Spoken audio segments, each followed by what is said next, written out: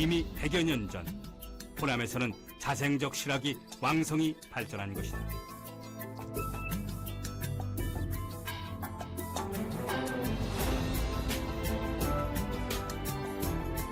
조선 실학을 집대성한 다산 정약용이 이백규가 죽고 난 2년 뒤 전라남도 강진에 유배되어 내려온 것은 그래서 주목할 부분이다. 18년간 정조대왕과 함께 중앙정치에서 뜻을 펼쳤던 다산 정약용. 그에게 낯선 땅 강진에서의 유배는 고통의 나날이었다.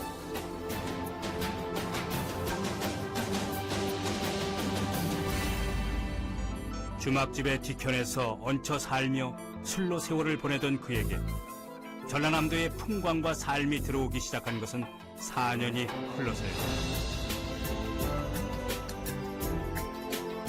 중앙정치와 한참이 떨어진 전라남도의 붉은 살냄새가 그의 풋끝을 움직이게 했다.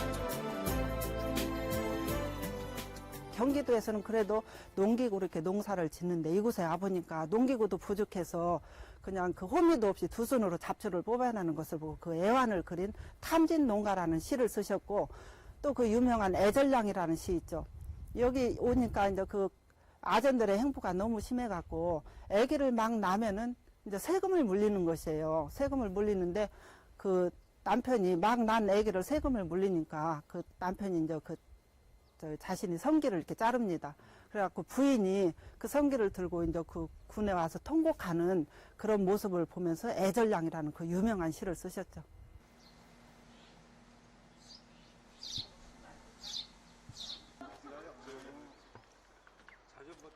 다산 정약용이 사의제에서 옮겨와 10년을 지낸 다산 초당. 그 아래에 그를 기리는 다원이 있다. 다산의 일생을 3기로 나눠볼 수가 있습니다. 1기는 22세의 정조 임금과의 풍운시회, 그 인연이 이루어진 후에 소위 그 벼슬길에 올랐던 득이 시절, 이 관직 생활이 18년이 되겠습니다. 제2기는 정조 임금이 다산 40의 세상을 떠나자 강진에 유배되셔서 강진 유배 생활을 제2기로서 18년을 맞이하게 됩니다. 3기는 강진 유배 생활을 마치신 다음 고향인 경기도 능내에서 75세의 세상을 뜨시기까지 소위 그 유유자적 생활로 보낸 기간이 또 우연스럽게 18년, 이렇게 해서 그 3기로 나눌 수가 있습니다. 이제 그 강진 유배 18년 세월 중 8년 동안은 강진 유배에서 계시다가 이 1808년 봄에 이거 다산초당으로 거처를 옮기시게 된 것입니다. 원래는 그 다산서당 이전에 제 6대조 윤단 할아버님이 거처했던 서당이었습니다. 유배 온 지 8년이 지난 후 정약용은 외가인 노구당 윤 씨의 도움으로 이곳에 정착한다. 여기에서 그는 차밭이 애오른 이곳의 풍경을 보고 자신의 호를 다산으로 바꾼다.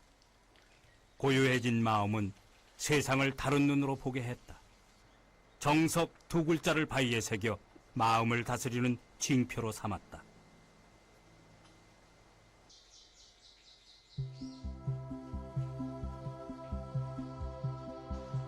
다산은 이곳에서 18명의 제자를 곁에 두었다. 그들을 가르치고 그들에게서 호남 선비들이 구축해온 학문적 결실들을 전해받았다. 그리고 방대한 저수를 남기기 시작했다. 조선 실학의 집대성이었다. 그 뿌리를 이백규의 저수에서 찾을 수 있는 목민심서도 이때 저술되었다.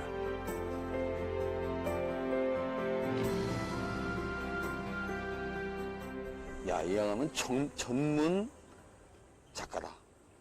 그러니까 교정하는 사람, 자료 모아서 정리하는 사람, 토론회에서 하는 사람 한 10명 정도를 데리고 다니면서 전문 편집인 집단을 데리고 다니면서 일을 하시더라고요.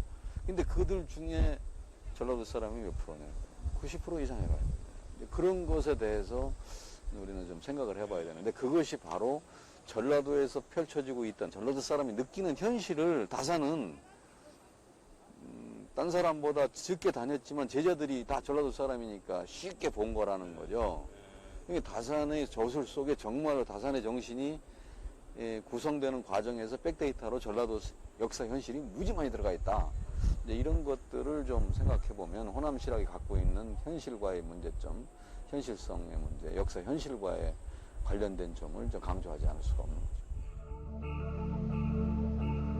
뜻이 있고 공부가 있으나 중앙에 나갈 수 없었던 호남의 선비들은 다산을 중심으로 모여 지적 갈증을 해소하며 저술로서 자신의 존재를 나타냈다.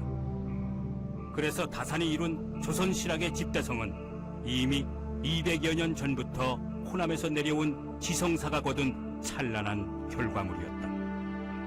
참 아무런 시대 이 호남의 사람들은 경상도도 마찬가지였습니다만 서울로 벼슬을 할 수가 없어. 공부를 해도 이런 시절에 모든 사람들이 이게 공부를 통해서 어떻게 하면 세상을 돌파해야 되냐 갖고 새로 생각을 했던 것입니다. 그래서 다산 선생이 여기서 인기가 좋았어요. 그러나 그들이 구체적으로 활동을 할 수는 없었죠. 그러나 문제는 다산 선생의 그 글들이 수없이 베껴지고 서로 번갈아가면서 이렇게 옮겨가면서 훗날에는 다산 비기다. 그래서 다산이 비밀스럽게 기록해놓은 글이다. 이렇게 후대 청년들은 읽었던 것이고 그런 사람들 중에 한 사람들이 일단 동아경명운동에도 가담을 했던 것이고 이렇게 되는 겁니다. 매년 바람이 불고 곡식이 익었다. 조선의 정신사를 이끌어왔던 수많은 선비들도 매년 나고 죽었다. 혹자는 묻는다. 조선에 철학이 있었느냐고. 붉은 흙 속에 묻혀 우리가 지나친 그곳에 우리의 몸속 깊은 곳에서 흐르는 조선의 정신사가 있었다. 조선 철학은 자연과 삶의 뿌리를 둔 실존적 철학이었다. 남도의 정신사는 서양보다 빠른 시기에 조선의 인간 중심의 르네상스를 선보였고 이것은 근대화의 뿌리가 되었다. 호남의 지성들은 스스로 역사의 중심이 된 것이다.